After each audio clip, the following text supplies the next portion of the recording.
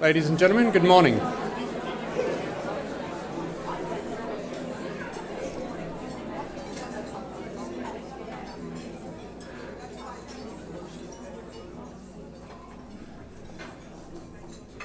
For those of you who don't know me, my name is Greg Kinnaird and I'm the Managing Director of the Australasian Management Centre, and I'd just like to welcome you to the fourth series in the Leadership and Innovation Forum. Today we have three very good speakers who will be talking about focusing on vision within the workplace. So just before we introduce our speakers, just like to let you know of some of the proceedings for this morning. Basically we'll have three speakers and that will take us up until 9 o'clock. At 9 o'clock we'll then open it up to questions and answers where we'll invite the speakers to come up to the panel. And then from there, we'll just ask for your audience participation to make available your questions to the speakers, and then from that they can respond to that. We're actually heading for a 9:30 finish, so from there I'll just my role as moderator is to make sure everything is on track. So just before we commence, I'd like to thank the Sunday Times for sponsoring this event. And also too, they've given commitment to continue the sponsorship throughout 2005 and also 2006. And also I'd like to thank the Department of Industry and Resources who have arranged to, who are sponsoring this event by way of videotaping. And these images will actually be streamed on the Innovation website, which is at www.innovation.wa.gov.au. And these will be placed on that particular website over time. So I'd also just like to make welcome our past presenters who have previously presented at our forums over the last 12 months. So thanks very much for attending. And this morning, our three speakers, we have Chris Whitehead, who is the Chief Executive of Retail Division with Bankwest. We have Linda French, who is the Chief Operating Officer with iiNet, and we have Craig Musroll, who is the Joint Managing Director of Muzbuzz. So what I'd like to do is to introduce Chris Whitehead and then actually invite him up to the stage. So Chris Whitehead has 20 years experience across the information technology and financial services industries. Chris joined Bankwest in 1997 as Chief Information Officer. He was appointed General Manager of Emerging Businesses in 1999 as Chief Executive. Bankwest Consumer Solutions in 2001. Chris currently holds a position as Chief Executive in the Retail Division. The Retail Division provides a full range of financial services to approximately 650,000 customers nationally and is responsible for managing assets approaching $10 billion. Chris has a broad background in senior sales, marketing and technology management roles in Australia and in UK. His experience includes a leading role in the establishment of internet banking in Australia and startups of joint ventures and involved in a number of company mergers. Chris has served on a range of boards in the past and present, and he is a graduate of the Australian Institute of Company Directors, a Fellow of the Australian Institute of Management and a member of the Australian Institute of Banking and Finance. His current challenge is to make the retail arm of Bankwest, traditionally a strong Western Australian bank, a significant national player in the financial services industry through brand and product differentiation driven by a strong customer-centric ethos. So ladies and gentlemen, can you please make welcome Chris Whitehead. Ladies and gentlemen, thank you very much for your time this morning, and also thank you to the Australasian Management Centre for the opportunity to speak to you today about focusing on vision and leadership in innovation. And it may be said a bank talking in innovation, maybe a bit like an atheist talking about religion, something we observe. Hopefully you'll be convinced today and over time that it's also something we do live. The focus is today on innovation, and clearly business success demands that both good process and people, vision and culture come together to create success in a new market. Today I really want to focus on the people aspects.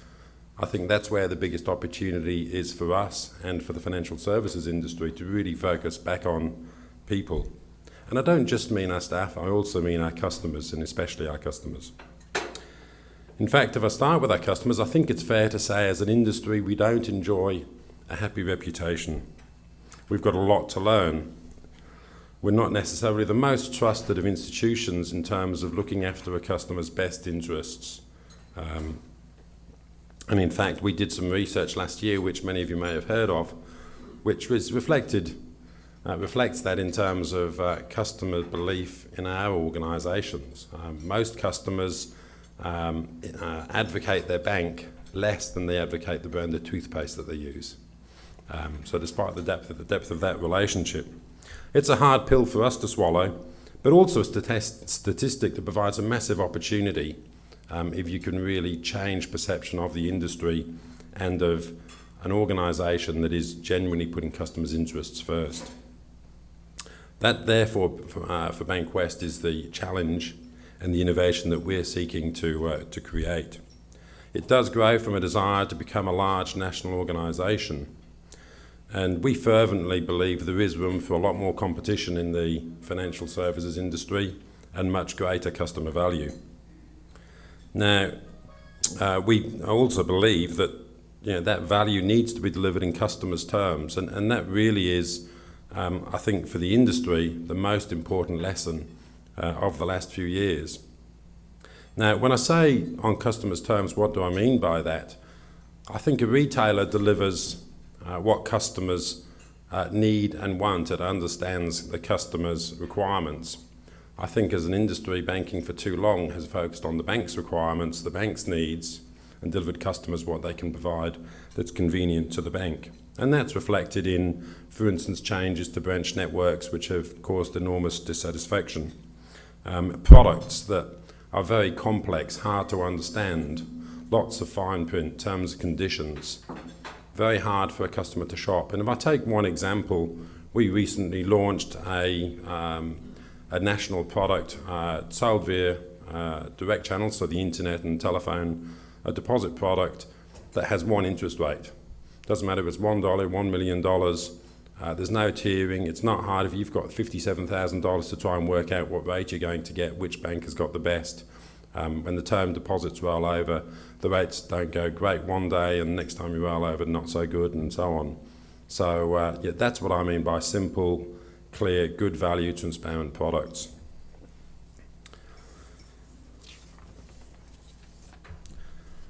Now, before I go further, why the focus on national growth? Should we not be satisfied with a market-leading position in WA? Of course, all shareholders want growth, and particularly in banking, it's very much a scale business. And indeed, on a standalone basis, Bank West is simply not big enough to really compete and provide exceptional value in the mass market. Fortunately, we don't stand alone. We have the support of a much bigger parent, a big brother, if you like, in the shape of HBOS, a UK-based bank, which is the 11th largest bank in the world, twice the size of Australia's largest bank, and that gives us enormous access to scale economy that we can use to help deliver much better value for customers, and will allow us to grow nationally as a player. I will say, though, very much growing out of Western Australia and continuing to understand our heritage and base, and the opportunity that creates for us here in Western Australia, which we all enjoy living in, is many new jobs being created. And indeed, as a result of the launch of that product that I described, that directly led to the opening of a new call centre here, and in the last few months over 200 new jobs being created to support the 20-odd thousand customers that we've now acquired, in addition to the 40,000-50,000 we already had outside Western Australia. The basis of our success, we believe, will be as a challenger, as an alternative to the entrenched players, who really do display all the characteristics of an oligopoly, an 85% market share held by 4 companies. And I would draw the analogy to the airline industry. One thinks back a decade when we had Ansett and Qantas, and if you think the planes looked the same, they left at the same time, they had essentially the same service. And that's what customers are telling us they feel about banking right now. Yes, there's choice, but they all look the same. what we're trying to offer is a genuinely different alternative. And if you like, the Virgin Blue equivalent to the airline industry, someone who really is focused on friendly, good customer service that's easily accessible. So talking about the people in our organisation and saying, well, how do we achieve that shift in an organisation in the retail division that has over 1,600 people is clearly a big change program and a big cultural change for the organisation. Our aim is to rally around a shared vision and a change of values, a set of values that we believe are quite different for the industry, and I'll talk a little bit more about those in a second. But it really is only by changing our values that we will deliver something very different for customers. And our chief executive of the group describes this as being contrarian to the industry. And we look at what the industry is doing and we do something different. And that's really a way to differentiate, a way to challenge, a way to create innovation, a way to create customer excitement. So our vision is to lead dramatic change to the benefit of the industry, to attract hundreds of thousands of new customers. The exciting opportunity for us is, despite over a 20% market share in Western Australia, that translates to 3% market share nationally. As a result of the launch of the product I described earlier, our awareness in Sydney, so if you walk up to someone in the High Street and Pitt Street and ask them to name some banks, it used to be less than 1% would name Bank West. So low was our awareness outside Western Australia. As a result of new product launches, that has grown to 12%. And our expectation is that by the end of this year, with further major new product launches and significant advertising expenditure, that we will take that over 20%, which really does position us as a national player. If I can talk a little about those values, our values are based on making the transition from being a bank to being a retailer. We would like to see ourselves as the first banking retailer and really taking on the values of the retail industry. The first of those is the focus on simple, relevant products, as I've described. And that's products really focused on mums and dads of Australia, if you like. It's based on the mass market, the vast majority of people in the organisation. We're not focusing on segmentation, not focusing on exclusion and inclusion for different levels of service, customer management models, and a lot of the industry jargon and initiatives which seek to maximise profit in the short term by being exclusive. We want to be inclusive. We want to offer great, simple, consistently good service to all customers, and the focus really being on that consistency. A retail mindset's very customer focused, and we pride ourselves on offering these simple, straightforward and relevant across-the-board products.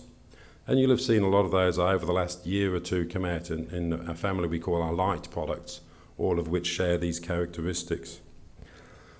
Simplicity isn't just good for customers, though, and it certainly is good for customers. They appreciate simplicity. It's great for us. Simplicity means that our advertising is more effective. Customers come in asking for a product. We don't advertise vague promises about lifestyle or helping you solve your problems. We promote a product which is quite simple and customers understand. It makes our people easier to train, more accurate, less prone to error, more productive. It makes it quicker to change our business, innovate, introduce new products. Our sales cycles and fulfillment are faster. Our cross-sales levels are higher because we can get more quickly on to talking about the other range of products that we can offer on top of the first product the customer requires. And our costs in the back office for processing and our ongoing servicing are lower, with less terms and conditions for us to enforce and less confusion for customers. So simplicity is great for all of us. Good news for customers, they don't get nasty surprises along the way or find they bought the wrong product when we only have a few products and they're all very simple. These cost and revenue advantages we share with our customers, and that really is a very important aspect that we do need to drive our advocacy and support by providing continually better value. As an example, we recently reduced our mortgage pricing to all our existing customers when we changed it for a new product. So we're not just focusing on today's profitability, but also planting the seeds for tomorrow's business. We still have much more change to do. We are an organisation that is barely started on this change journey, but I hope you're starting to see positive signs. Apart from great products, we need to change the experience for our people and our customer and who support our customers in our sales and service areas. Any retailer will tell you that great products are nothing if you don't deliver it correctly through the right channels. We have an enormous focus on being a vibrant and fun and very achievement-focused place to work. This gets the mood right to deliver great customer service. Our sales and service areas are measured daily, often hourly. We have lots and lots of celebration, lots of recognition, and a strong focus on fun in the workplace, which again doesn't sound too much like a bank, does it? We adopted, those who are familiar with the FISH principles, we've taken those on in the last 18 months and they've spread right around the organisation. We saw the natural attraction of a set of values that came out of retailing, and albeit unlike the Seattle fish market, we haven't got any fish to throw around.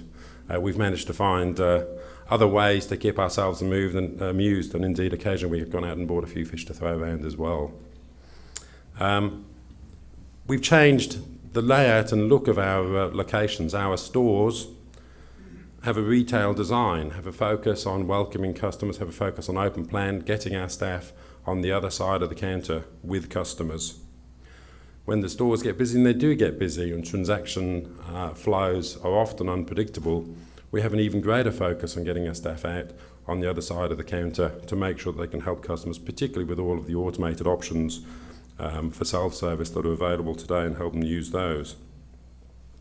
We've replaced all of our branch managers with retail managers directly out of the retail industry. That was a huge change for us, created a lot of problems, but did mean that we had people who can have great conversations with customers. In our phone and internet channels, we similarly made a lot of change. We're replacing all of those systems now.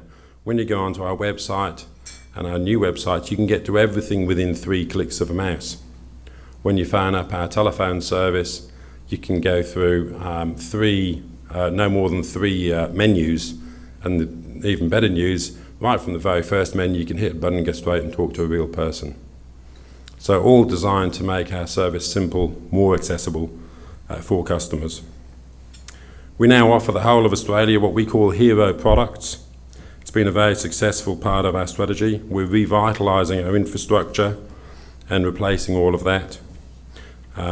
Have a great future ahead of us.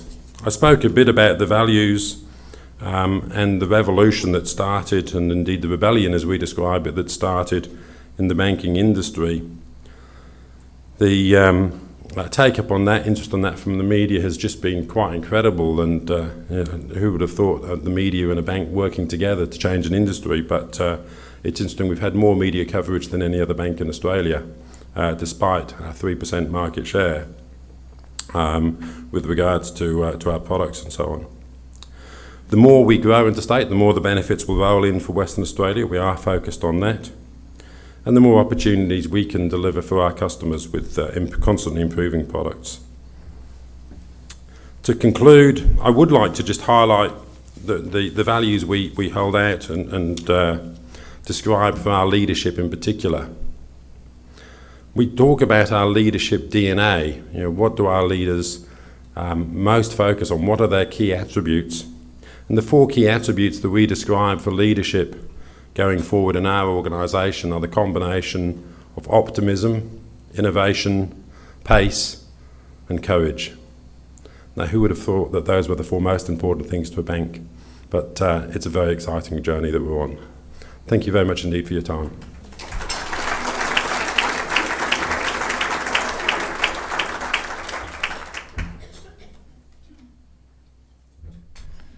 Thanks, Chris. No doubt, well, the words that I picked up from Chris's presentation was simplicity and accessibility. And I think they're the key drivers for Bankwest.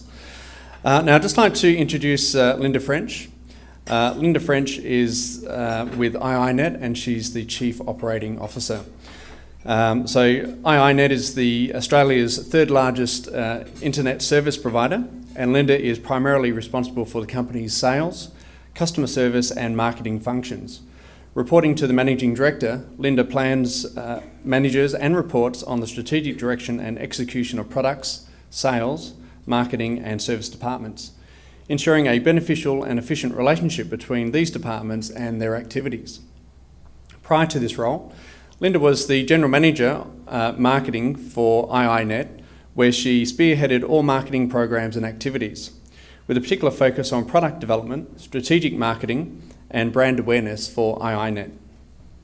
Before joining iiNet in mid-2004, Linda held senior management operations and marketing positions with various public and private organisations in Western Australia. iiNet is headquartered here in Perth. With the recent acquisition of Aussiemail, iiNet has over 620,000 customers and more than 700 employees throughout Australia and New Zealand. Ladies and gentlemen, can you please make welcome Linda French. Thanks very much, Greg, for that welcome, and it's great to be here this morning to share a little bit about iiNet. I could actually stand here and say everything that Chris said we do too, except in the internet industry. We have amazing similarities, and I could actually say let's save 15 minutes and you can all get off to work earlier, but what I'll actually do is share a little bit with you about how we've gone about creating a vision at iiNet. And I've got some prompts here that you can follow, but I'll elaborate with some examples of what we've gone through. First of all, a little bit more about who we are and our vision, how we shape that. I'll spend a bit of time on that and telling you the processes that we went through with our staff in particular in getting to that position, and how we innovate to take that vision into reality. Just a little bit about our background. Can I just quickly do a straw poll? Who here currently uses the internet daily? Whoa, everyone. Okay, and who's got a connection at home? Okay, and can I ask you to keep your hand up if you use broadband at home? Yes, yeah, huge percentage there. And is anyone here an iiNet customer? Yep, a few of you. Any ex-iiNet customers?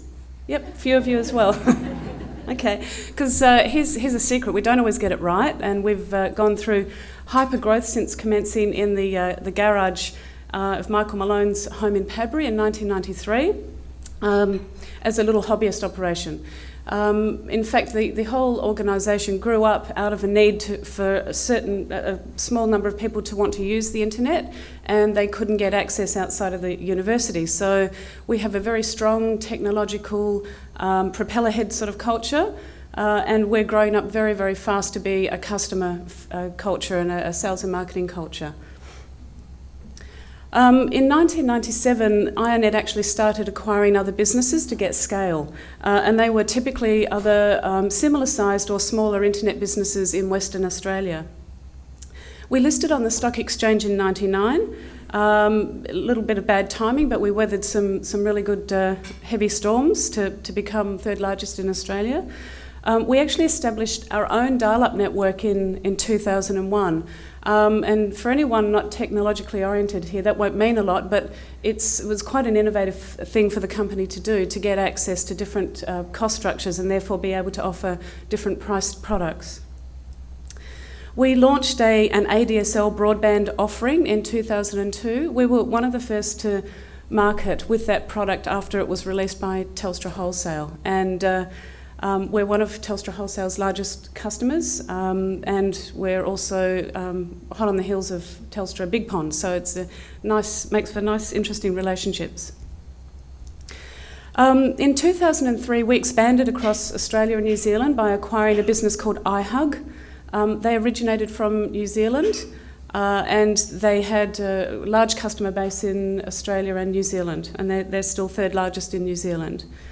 We started establishing our own broadband ADSL network in 2004, and what that involves is us putting our own equipment into Telstra exchanges, which then gives us the freedom to be able to differentiate our product and of course lower our cost structure, which is very important in our industry. I'll talk to you a bit more about why that's important later. It's not usually to line our pockets, it's to be more competitive. Recently, on the 2nd of February, we actually launched a full-service telephony product. We resale from the main incumbent in Australia, Telstra, and we are gearing up to deploy our own telephony network over the internet. Without getting technical, that basically means cheap calls. And in 2005, we acquired Aussie Mail. They'd been a target of our business for acquisition for some time. They give us further scale and, of course, traction in the East Coast, because very much like Bank West, we're a West Australian-based company. We're still West Australian-based.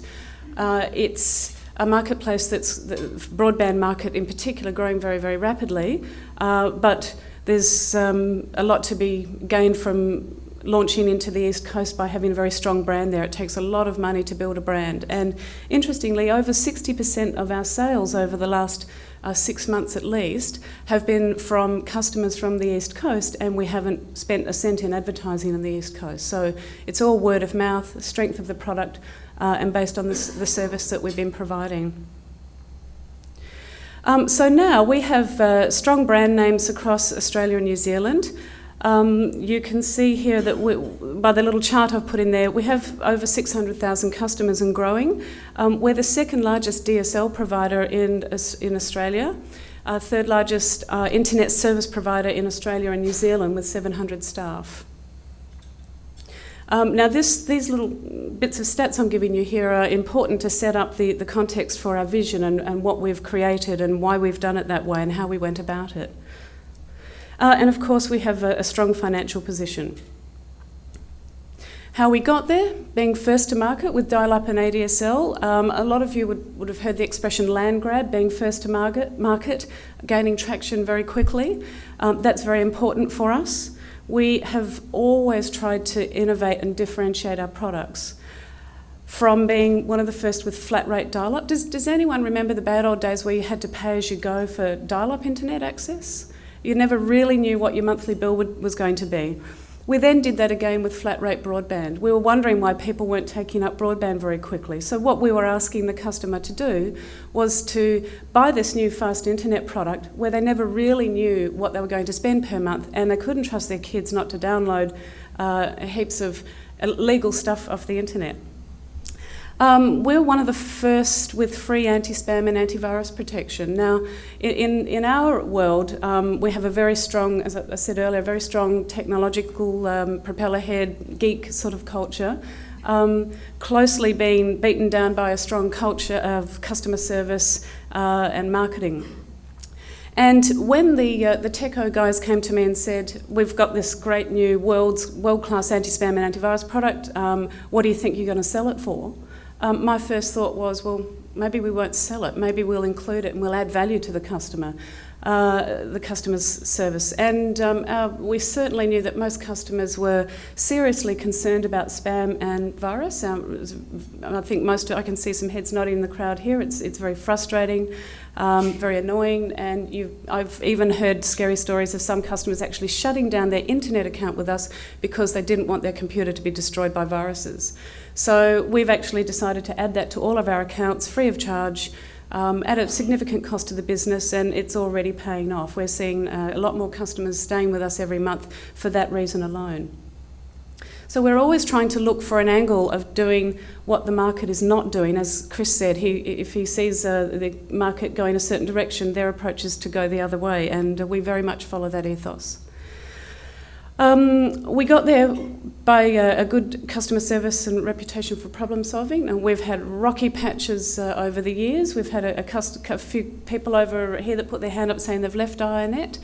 In fact, our research tells us at any given time you can ask customers if they're going to actually renew their connection with an internet provider, and over 45% will say no. So at any point in time, there is a large number of customers who are really annoyed with their providers. It's frustrating when you can't connect. Most people think it's us, sometimes it is, sometimes it's just not understanding your computer. You should see me when I've got a problem. The first people I call is our IT services. I don't care how it works, I just want it to work, so we really do get that. We've been developing scale through acquisition of other businesses. There are a couple of things that are absolutely vital for our business is cost control through good network innovation and scale, differentiation, and this word called churn. I like to call it the opposite, which is retention of customers. They're key issues for our business day in, day out. Now, what is our vision? I gave you the context earlier of us being third largest ISP in Australia. Now, before we acquired Aussiemail, we were already fourth largest, and Aussiemail were fifth largest. And even before that acquisition came off, we sat and said, look, we're at a crossroad here. We're fourth largest in Australia. We want to grow, and what are we going to do? Are we going to just follow in the footsteps of the large incumbents in the industry, or are we actually going to try to behave like a small company but offer the products and the prices of a big company? So we really did sit down and ask ourselves what we wanted to be.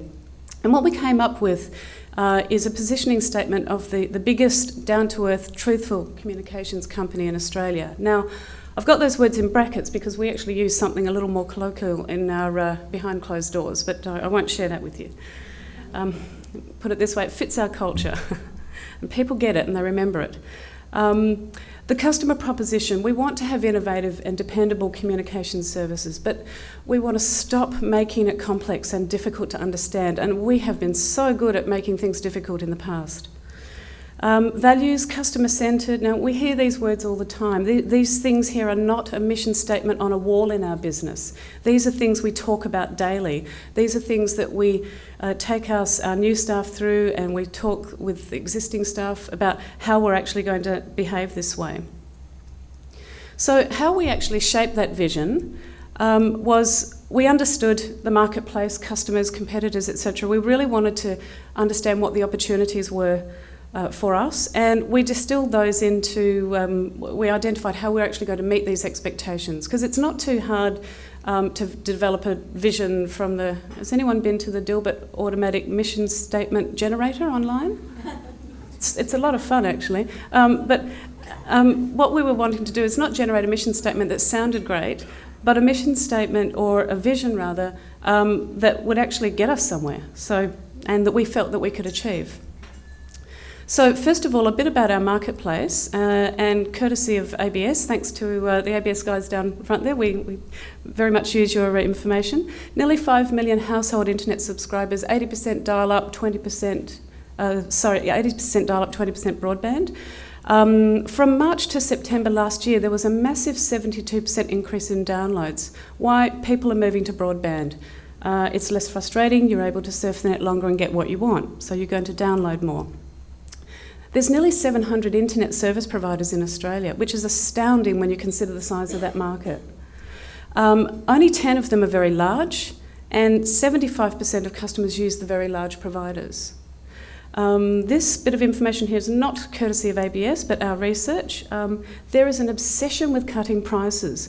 Every time I open a new newspaper and I look at an ad, someone's gone one better and knocked another $5 off the price. Our obsession is with adding value, not cutting prices. It's a downward spiral to certain death if you just cut prices. And of course there's fierce competition from bundling products. Has anyone not heard about a phone and broadband bundle? They're just everywhere.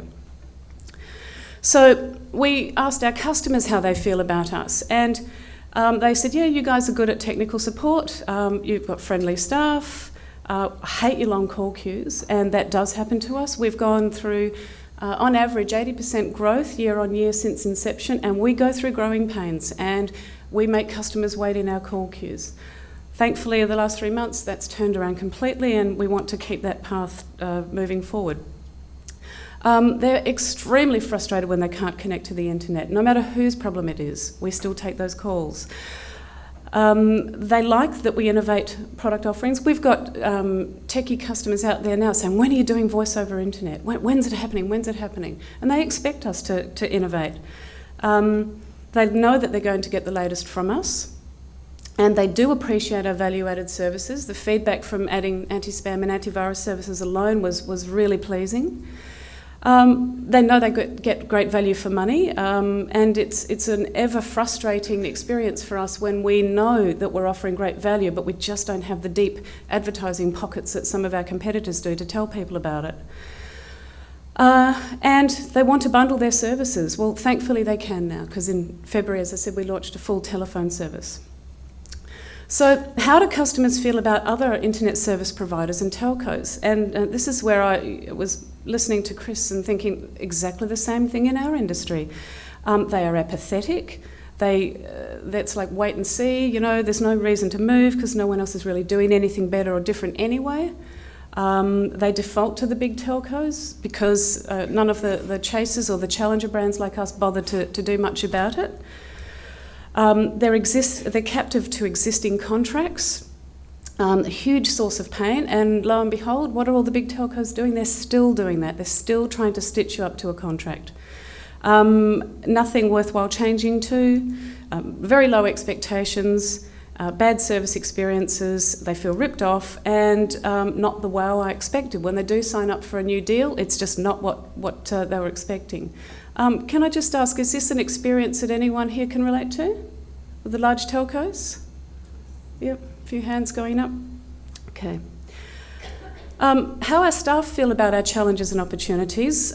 We actually ran brand values sessions and vision sessions with every single staff member, except anyone that was on leave and sick at the time, and we've gone back and talked with those, and we talk with new staff joining us, and we actually shared what the opportunities were for us in the marketplace and explained that we didn't want to follow down the path of the big bureaucratic telcos, and that we actually wanted to create a company that was different. So we actually had sessions with all of our staff members to develop the vision that I was just sharing with you. And some of the things our staff felt was that they love working with innovative products. They will go the extra mile to solve a customer's problem, and that's interesting. We have to coach our staff in actually being friendly about saying to a customer, no, I can't help you with your Word document, sorry. the calls are mounting up in the call queue. They're proud to be part of a company that's challenging the big guys, and now that we're third largest in Australia, they're all saying we don't have to be like them, do we? But they also tell us that dealing with constant rapid growth is really exhausting. We have a lot of fairly loyal long-term staff members that are just after a bit of a break sometimes. And our shareholders, of course, they expect us to operate ethically, and they want a clearly defined strategy for sustainable growth, and we're constantly talking to the investors around what we're doing. And of course they expect returns, which we always manage to provide to our shareholders. So with all of that information at hand and knowing what direction we want to go in, the next step was for us to say, well, what do we actually do in this business to get there? So some of the things that we're doing is we say that we're on the customer's side. Now, how does that actually translate? That actually translates by saying, put yourself in the customer's shoes. We know they don't read our big, long contracts, even though they're supposed to. So let's try and make sure there's nothing in there that they would read and say, oh, that's a bit unfair. Let's try and make sure that it makes sense from their perspective. Our approach is to be professional, energetic, and act with integrity. You should see some of our programmers now that are wearing suits. It's fabulous. As we're shaping a different culture. And to act with integrity. We have a little test that we put our new products and our terms and conditions through. And the expression for that I can't share with you, but the test is to make sure it's not full of stuff that you wouldn't want to see. We have deals designed around real usage. There are so many telephone and internet products in the marketplace that don't actually reflect how a customer might use them. They reflect how the provider of that service will make a profit out of it based on non-usage. A kinetic presence. We want to be known as the company that keeps moving. We keep having new offerings to customers. And we want to demonstrate leadership in offering value with quality and service and price. Credibility is the context to everything we do. We have something that we call the fair contract guarantee.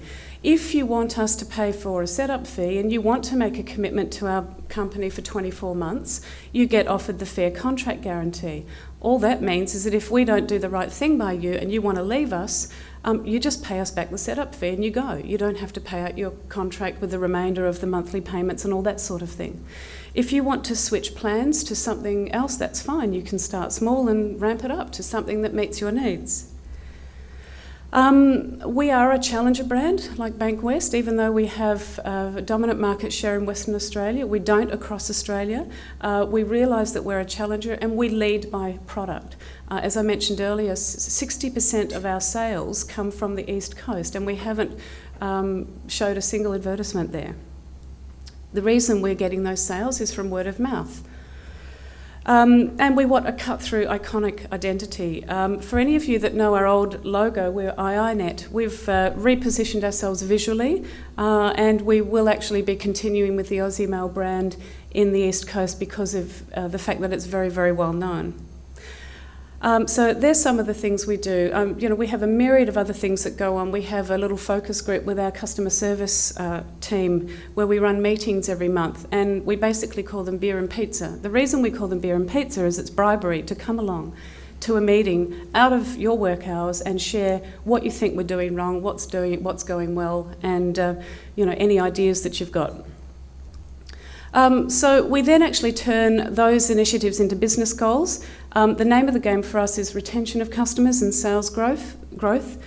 Reputation, we want to deliver an awesome customer experience. We do things like, I think we have a 2-level menu in our telephony systems at best. I'd rather it be a 0-level menu, but we do offer the option of automated payments. We have first-line resolution of problems. We used to have a whole convoluted tiered structure. Now we have first-line resolution with mentors and coaches that roam our call centre to support staff in solving problems. What that means to the customer is you get your problem solved the first time and you're not bounced around to different agents. The deal, as I've said, we lead through product. We launched a broadband product in the beginning of February where we said we will offer a broadband service that's as fast as your line can go. We will not artificially slow that line down and hold that back as per all the other ways that broadband products are sold. And I'm thrilled to say that it's going exceptionally well for us. We've had huge uptake. In fact, we've had, in the first 2 months, nearly 18,000 of our existing customers switch to that product. All online seamlessly with just a select button. And of course we're still growing structurally by expanding geographically and through opportunistic acquisitions of other businesses to get scale.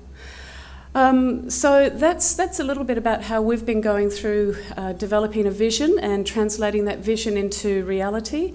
Very, very similar story to Bank West, as I've said a couple of times, where we are a West Australian company. You could walk through the streets of Sydney or Melbourne and people would say, I who? They don't know us. We'll leverage the Aussie Mail brand to build our company, and we will actually put our products in place with that brand so that we can bring the best of both together. But very interesting days for us. It's a crazy company, very fast-paced, very, very innovative, very young culture, and a fabulous canvas to start building a really credible business that's going to give the big telcos a real run for their money. So thank you, everyone.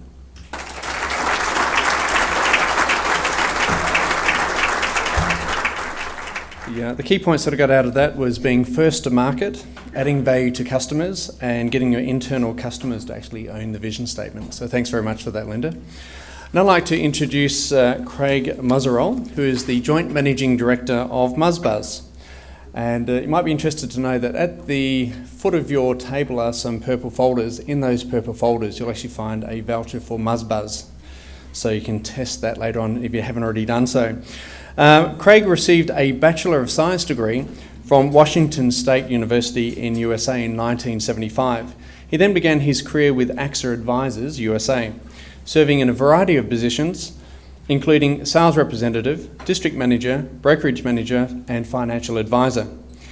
He obtained numerous qualifications, including Chartered Life Underwriter degree, Chartered Financial Consultant designation, Financial Planning designation, and Series 7 stock trading designations. Craig was also active in the athletic community of Spokane, Washington, his hometown, participating and volunteering in many triathlon events since 1983. Acting on a chance remark by a friend that there was no drive-through coffee outlets in Perth, Craig sold his established financial planning and benefits practice in 2001 and moved to Australia to launch MuzBuzz. The first outlet opened in Belmont in September 2001. After oil, coffee is the second most highly traded commodity in the world, more than steel, gold, and anything else. Craig sees coffee as the fuel for people, just as petrol is for machines, and is convinced that MuzBuzz can grow into a 250-store national franchise operation over the next 5 years. Ladies and gentlemen, can you please welcome Craig Muzzerall. I feel a little bit like a fish out of water with Bankwest, INET, and I'm just this small blip on the screen. I'm nervous. This last weekend, my friend Scott took me out mountain biking. He says, "You got to go down this hill. It's called the Dog." And I went down the hill called the Dog, and I'm as nervous now speaking before you as I look down that hill out in Mundaring going, why have you brought me here? So anyway, thanks to Greg, thanks to Penny for inviting me. There's been a lot of times over the last 25 years in the financial services business that I've sat in an audience a lot like this, going, why am I here listening to this guy blab on? And I'll try and make what I have useful and valuable, so you don't think that it was a waste of time sitting in front of me. I made some notes, and Penny and Greg have been really worried about what I really was going to say. So I'll make sure I cover the important things. And my main headings were necessity creates innovation. Why are there coffee drive-thrus? Convenience rules. And lastly, I put down where is MuzBuzz headed, and what makes good coffee. So, Greg, are you going to go like time's up? Oh, you'll do that, so I'll know if I'm blabbing on. In the winter months in Spokane, Washington, the snow falls, and at 5:30 there's a chorus of snowblowers across the suburbs, people blowing their sidewalks and driveways so they can actually get out of the house and go do stuff. And it's cold and miserable. And one of the reasons why I'm in Perth is because I don't ever have to worry about shoveling snow again. And it makes for a great lifestyle. I never drank coffee. I haven't been a coffee drinker all my life till about 5 years ago. My parents drank coffee, and my friends in university drank coffee, and I just never really liked coffee. It was horrible. My friend Bill, who is 50-something, owned the Mercedes-Benz dealership in Spokane, Washington, and he told me in one of our lunchtime runs that he is selling his Mercedes dealership to open a coffee drive-thru for his son. And I'm going, have you lost your marbles? I mean, what's the deal? He says, no, you really got to look at this coffee thing. You wouldn't believe it. Just a second.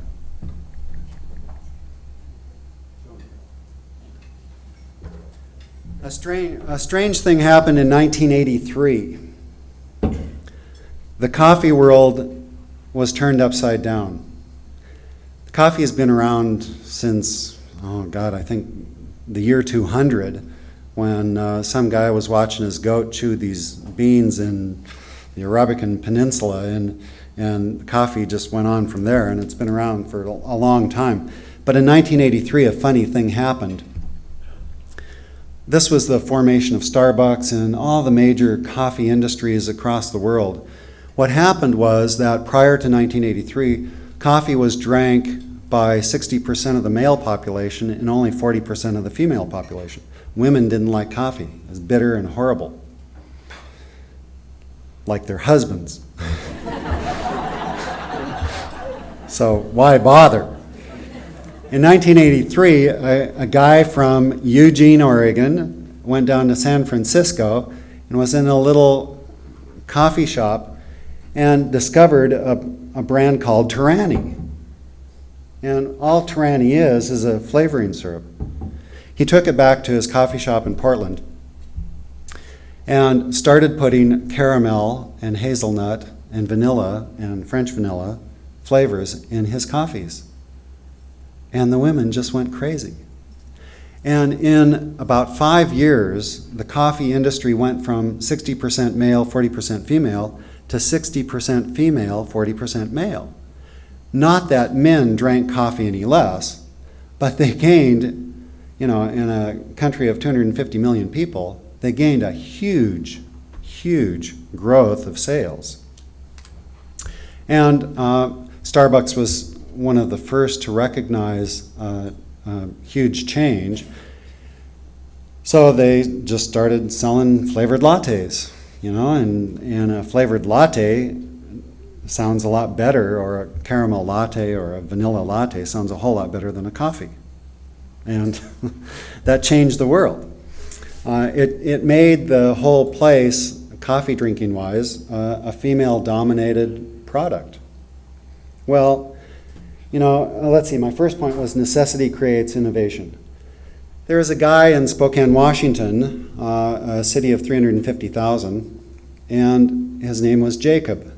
And Jacob was out of university and out of work.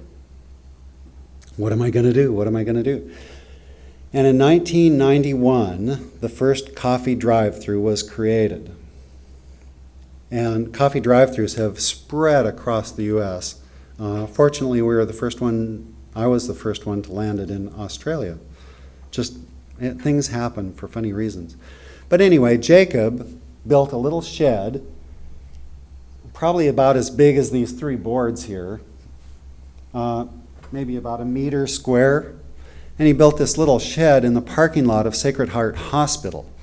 And as the nurses came on and off duty, he would serve them coffee. Then he took the bold, innovative step of putting in a sliding window, and he painted an arrow on the ground so that as they drove up in their car, they could actually park the car, roll down the window, and get their coffee through the window of their car. How simple is that?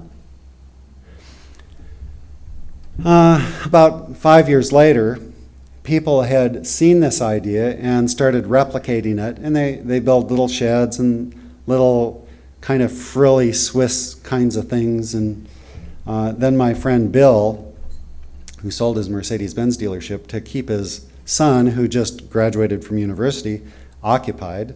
Another necessity creates innovation. So he built a drive-through coffee place. He bought this old mobile home, plunked it down on this bit of ground, tore out some of the windows and put in some sliding windows and machines and stuff, and it worked. So Bill invited me to have a coffee. I said, Bill, I hate coffee, you know that. I don't drink coffee. He says, no, you got to try this. It's really good.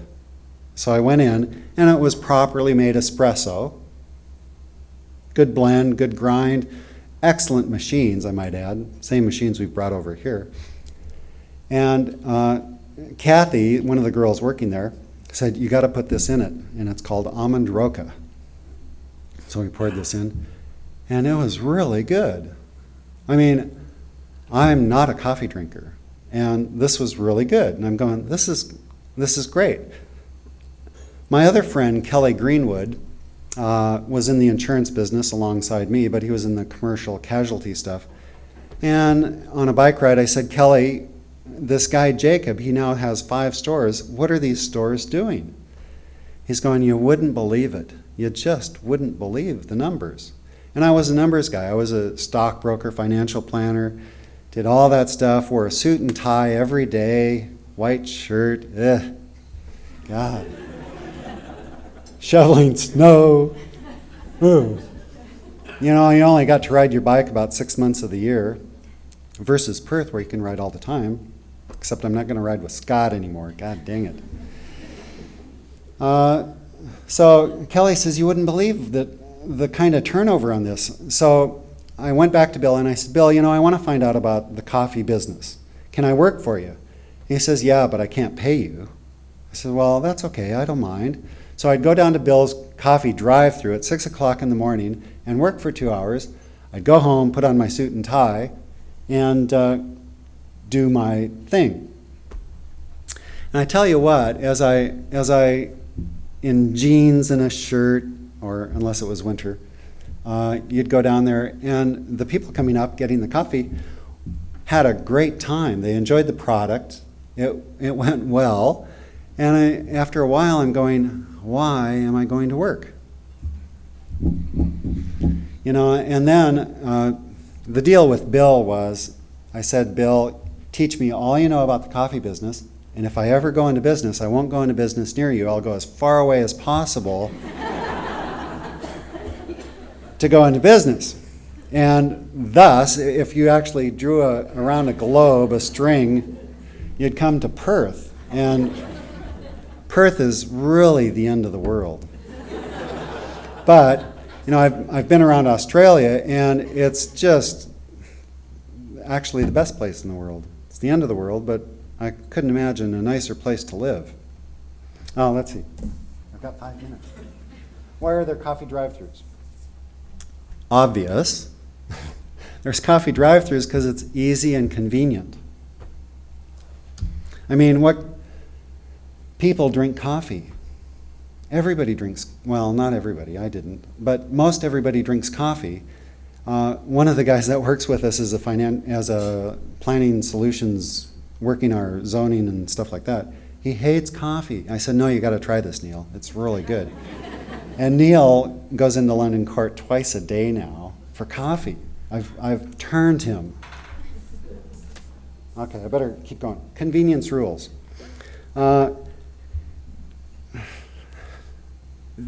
People in business here in Western Australia have to do things to make things more convenient. It's not a convenient place. Whether you're in government or a business, you got to think not like a bureaucrat, but like a consumer. I went to the bank to make a deposit at 9 o'clock. It was training day. They don't open till 10. God, so I went back at 4:30. They were closed. I'm going, it's a bank, I want to put my money there. I'm used to drive-through banks, open on Saturday morning. I'm used to drive-through teller machines. You can listen to your radio in the car while you're waiting in queue, and you can enjoy yourself. And there are cup holders in the car. I don't like waiting in line. I realize that there's an endemic, how many minutes? A couple. There's an endemic thing going on here in Western Australia that you really don't notice unless you're from outside looking in, and that's people take time off during their work day to do personal stuff. And it costs those businesses money to have people take an hour and a half for lunch because they need to go to the bank to make a deposit because they can't go at 4:35 when they get off work. We got to try and make things more convenient and easier for people. Where's Muzzbuzz headed? That's our vision. Well, when I brought the concept over here, it was designed specifically to be replicated. I was thinking Subway sandwiches. I want a business and a profile and a method and for example, our machines, and we have the very best machines available in the world, La Marzocco. And our La Marzocco grinder is a one-touch thing. You touch the button. The coffee beans are ground for that shot of espresso. It packs, weighs, and tamps the whole thing in one process. So you get really good consistency no matter who's operating. It could be anybody, and it comes out the same. 20 seconds, perfect. But that machine costs more. Well, if you're going to go into business and do the best you can and spend the money to do it right. Be competitive. You know, I set the bar. When I came here to do coffee out of a drive-through, you know, the experience is McDonald's, and that's terrible coffee. So I wanted to do coffee as good as possible so that anybody coming behind me would be hard-pressed to match. Our prices are really competitive. You know, everything's priced on the dollar or half dollar, because who wants to mess with change? I've gone into another coffee place. I went into another coffee place and I asked for a mocha, and it was $4.05. I had 95 cents of change. And I'm going, why do they do that? Is their business necessary for 5 cents? I mean, so make it simple for your customer. Go in there, have the forms ready.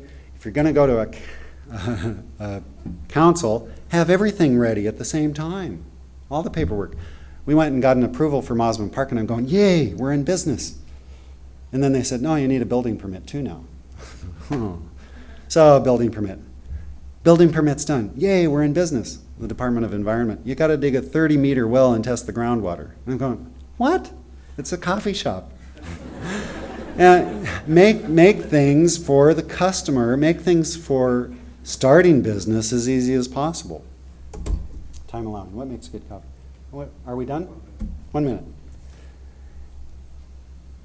I have a minute to tell you how to make good coffee. It's easier in a minute to tell you how to make bad coffee. But, you know, I'm just going to save you guys a minute. You know, if you want to know how to make good coffee, you'll have to talk to me another time.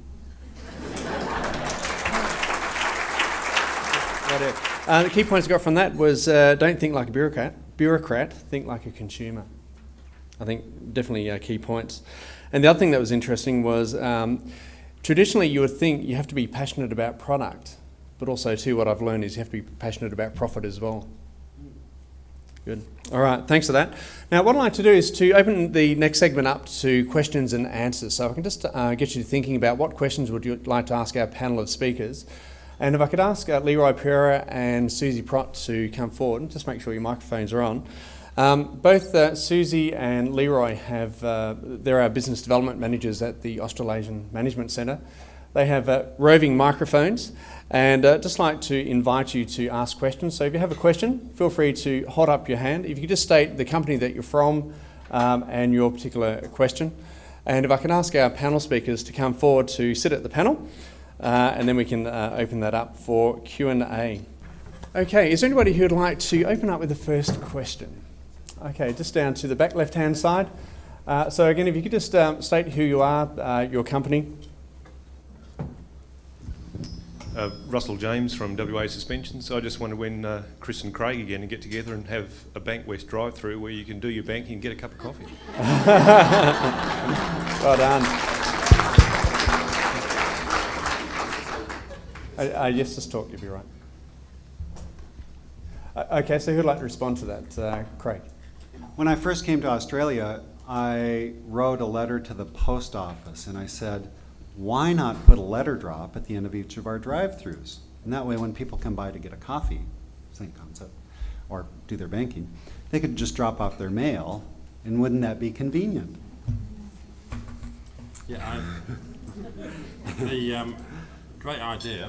Mine's not on either, so you've got to put the mics here. But yeah, great idea. We do have 26 neighbourhood banks now. I don't know if people know about those, which are inside little news agencies and shoe shops and bookshops and so on. And yeah, we'd love to go into coffee as well. They're open Saturdays, they're open late nights, and we've now started opening a lot of branches Saturdays late night. So I totally agree with Craig, it's about convenience and we need to do a lot more. I think you've just seen your first joint venture. The other thing that's actually interesting with that is it, just to lead in with Linda, is it easier for a bank to be an internet provider, or is it easier for an internet provider to be a bank? I know my thoughts on that with the next 10 years. I think it'll be easier for an internet provider to be a bank. So it'll be interesting to watch the trends of finance. Okay, another question. Who'd like to ask the next question? Hi, I'm Nicole from Kimberley-Clark. Often in organisations, particularly large organisations, the vision statement is only uttered when it's first launched or whether it's first put together. How have you overcome that in your organisations, and how do you measure that your actions are meeting your vision statement? And would you like to address that to anybody specifically, Nicole? One of the things we do is, among focus groups with staff, we're an internet company, so we communicate a lot online, even to each other. So we have a couple of email addresses that our staff use. We've got an email address called onbrand at staff, etc. And our staff actually tell us when we're doing something that's not on brand, that's not consistent with our vision. And they really call you on stuff too. We do focus groups with our staff before we launch new products. They pick the eyes out of that and say, or we change a process. And we're very, very mindful of creating a snowball when we did this. If you start to say to your staff that you're going to do something, they make you keep honest and keep to your promise on that, which is terrific because it does create this critical mass of people saying, hey, we can't afford to have a situation where they say, look, you did all these great groups with us and now that was just all crap and you're not following that. And that's a little bit about our culture as well. We really get taken to task if we're not delivering on that promise. Thanks, Nicole. Appreciate that. And Harry, I think you had a question? I'll direct this to Chris, Harry Boson from mortgagefreeaustralia.com, but the rest of the panel can have their feedback too. Innovation for SMEs with banks lending money. There's been a growth of non-conforming lending in Australia for SMEs. What are the major banks going to be doing for SMEs? There's a big trend in the US where the governments are assisting SMEs with lending. What's happening there? It's an area where I think SMEs haven't been looked after too well in recent times. I mean, the key change we're making is really one around, in fact, a return back to more face-to-face service. In that, what we found was a lot of SMEs kind of got, if like, lost between they weren't, if you like, getting the service that retail bank where customers were getting for their personal business, nor were they getting enough attention on the business side because they were regarded as too small by the business people. The kind of innovations that people really have been looking for has been more service oriented. So yeah, there were some great products out there, but for instance, we now have our SME bankers committing to stay with a customer for 2 years. Now obviously things change and so on, but they make an upfront commitment because a good example of that was that typically SMEs were having 3 different bank managers in the space of 12 months, and you educate someone about your business only to see them move on and you have to start all over again. So I think it's going to be around actually recognising SMEs are a very valuable customer base. They don't get lost in this kind of wasteland between personal business and the larger business banking. The service side is probably where most of the effort is needed. We are moving a lot more products online and providing convenience of access and 24 access and so on, but I don't think that's the key personally. What is an SME? Small or medium business. Okay, thanks for that. Thanks, Harry. Any other questions? Okay, we have a number of questions here. Thanks, Susan. Hi, Melissa Young from Oil Change Express. This is for Craig. Craig, I'm just wondering, because your business is so innovative, aside from the bureaucracy that you've faced in terms of setting up new business with the permits and all that kind of stuff, what would you name as your biggest challenge in bringing something this innovative to the Australian market? My biggest challenge in coming here was leaving my friends behind. Work is fine, and I really enjoy what I do. But moving from one country and leaving to come to another place is really tough. The hurdles with bureaucracy and bringing in a new idea were excellent distractions, though. Well put, thank you. This question is also for Craig. My name's Louise, I'm from IINet also. Craig, I wanted to know what kind of market research you might have conducted before bringing drive-through coffee to Perth. Perth people, from what I could tell, never were really big coffee drinkers either. They were drinking terribly horrible instant coffee and probably more tea drinkers, if anything. So I wondered what kind of market research you conducted before you knew that this was the spot for your new business. There were a couple of things that I did. You know, I don't go in stupidly like I went down the dog last weekend. The first thing I did was I went on the internet and I looked at Main Road's data, which is 1999, unfortunately, but that's something Main Roads could do to bring up their website. But based on 1999 data, there was a huge amount of traffic on a certain number of roads. So I had maps of Perth. I knew that the first spot had to be between the airport and the CBD, and I spent all my time in January 2001 walking up and down Great Eastern Highway.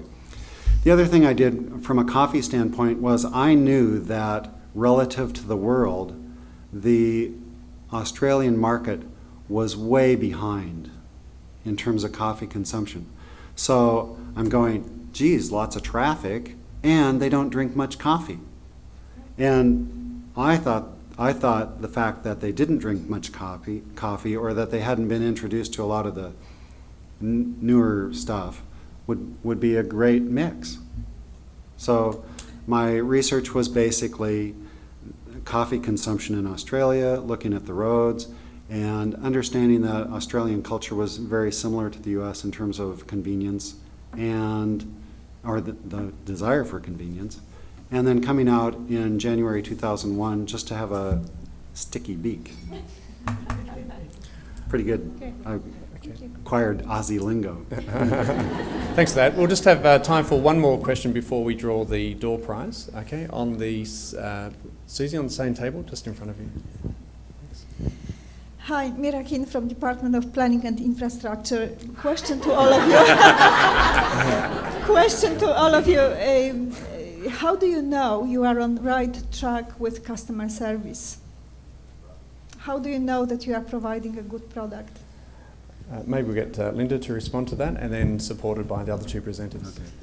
They don't leave you. Simple. They stay with you.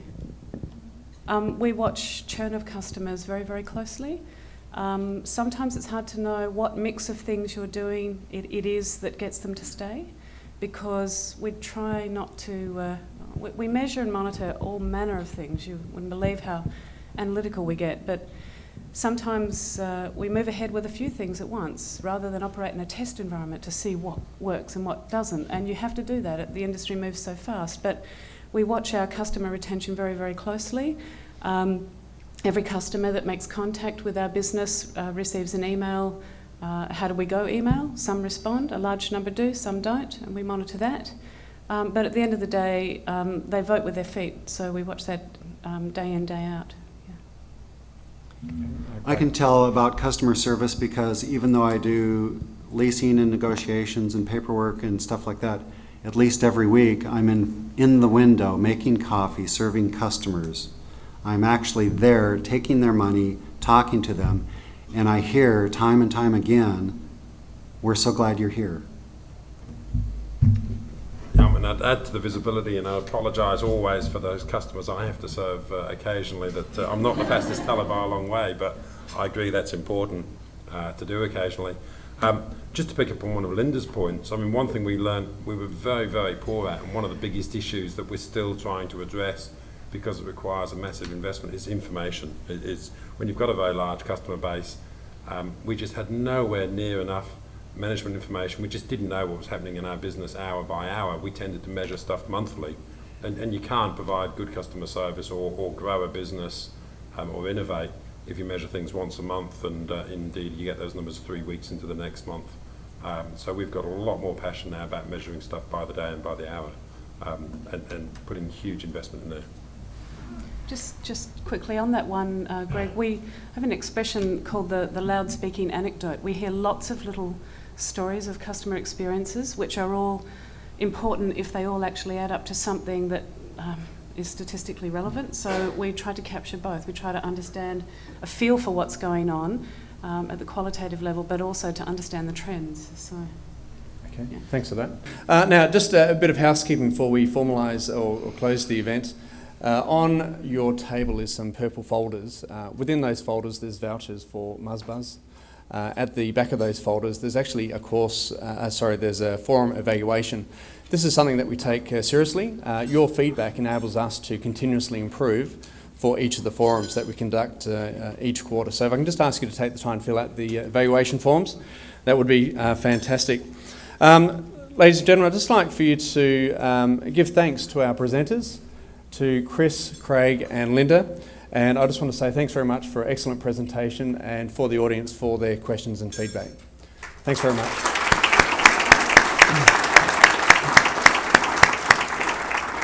So we'll make ourselves available after this event if anybody wishes to approach the panel or myself. But drive safely, have a good day back at work.